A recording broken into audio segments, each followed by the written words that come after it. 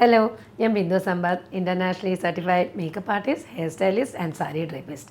ഇന്ന് എനിക്ക് കിട്ടിയ ഒരു ക്വസ്റ്റ്യൻ ഇതായിരുന്നു. അതായത് ഇൻ്റർനാഷണൽ ബ്രാൻഡ് എന്ന് പറയുന്നതിൻ്റെ വ്യത്യാസം, സാധാ ഒരു ഡ്രഗ് സ്റ്റോർ ബ്രാൻഡിൻ്റെ വ്യത്യാസം എന്നൊക്കെ ചോദിച്ചുകൊണ്ട് പലരും ചോദിച്ചു, ഇത് വില കൂടിയ ഒരു പ്രോഡക്റ്റ് നമ്മൾ അപ്ലൈ ചെയ്താൽ മാത്രമേ ഫിനിഷ് കൂടുതലായിരിക്കുള്ളൂ, അല്ലെങ്കിൽ അത് ലോങ് ലാസ്റ്റ് ചെയ്തോളൂ. അങ്ങനെയല്ല. പക്ഷേ ശരിക്കും പറഞ്ഞാൽ ഇൻ്റർനാഷണൽ ബ്രാൻഡ്സ് എന്ന് പറയുന്നതിൽ നമുക്ക് പല സ്കിൻ വേരിയേഷൻസിന് അനുസരിച്ചുള്ള പല സംഭവങ്ങളും അതിൻ്റെ അകത്തെ ഇൻഗ്രീഡിയൻസിൽ കലർന്നിട്ടുണ്ട്.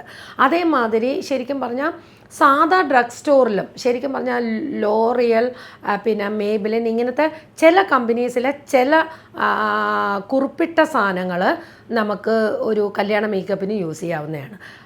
പാക്കിൻ്റെ ചില പ്രോഡക്ട്സ് നമ്മുടെ കല്യാണ കാര്യങ്ങൾക്ക് നമുക്ക് യൂസ് ചെയ്യാം. കാരണം എന്താണെന്ന് വെച്ചാൽ ഈ കല്യാണം മേക്കപ്പ് എന്ന് പറയുമ്പോൾ അതിനൊരു ലോങ് അവേഴ്സ് ആണ് നമ്മളത് ആ പ്രോഡക്റ്റ് യൂസ് ചെയ്ത് നമ്മൾ നിൽക്കേണ്ടത്. അപ്പോൾ അത് ഒരു 5 മണിക്കൂറാകട്ടെ 6 മണിക്കൂറാകട്ടെ മാക്സിമം ഒരു 8 അവേഴ്സ്.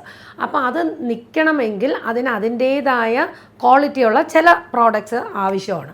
പിന്നെ ഈ പ്രോഡക്ട്സ് ക്വാളിറ്റി ആയതുകൊണ്ട് മാത്രം കാര്യമില്ല കേട്ടോ. കാരണം എന്താ വെച്ചാൽ സ്കിൻ പ്രിപ്പറേഷൻ കറക്റ്റായിരിക്കണം, ഈ ഉപയോഗിച്ച പ്രോഡക്ട്സ് ലോക്ക് ചെയ്യാൻ പഠിക്കണം.